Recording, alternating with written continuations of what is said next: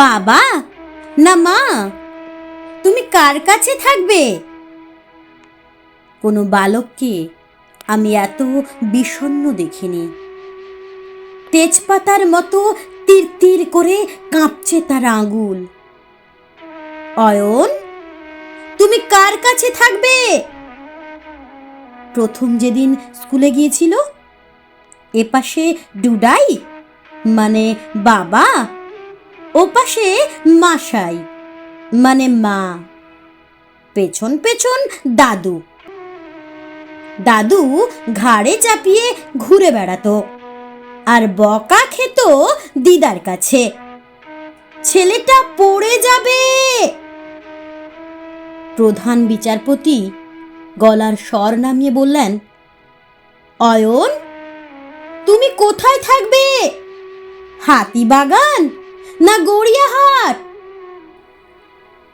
প্রথম যেদিন তাদের বাড়ি পুলিশ এলো, প্রথম যেদিন রাত্রে বাড়ি ফিরল না মা, প্রথম যেদিন বাবা তাকে থাপ্পড় মারল, পরক্ষণেই বুকে জড়িয়ে বলল সরি। প্রথম যেদিন আমি আদালত এলাম, দাদু কোথায়? দাদু, দাদু। আমাকে যখন গাড়িতে তোলা হচ্ছিল, আমি দেখলাম রাস্তার এপাশে দাঁড়িয়ে ডুডাই, রাস্তার ওপাশে দাঁড়িয়ে মাসাই।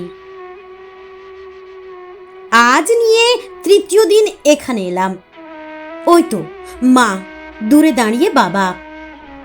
কত লোক, এত লোক কেন?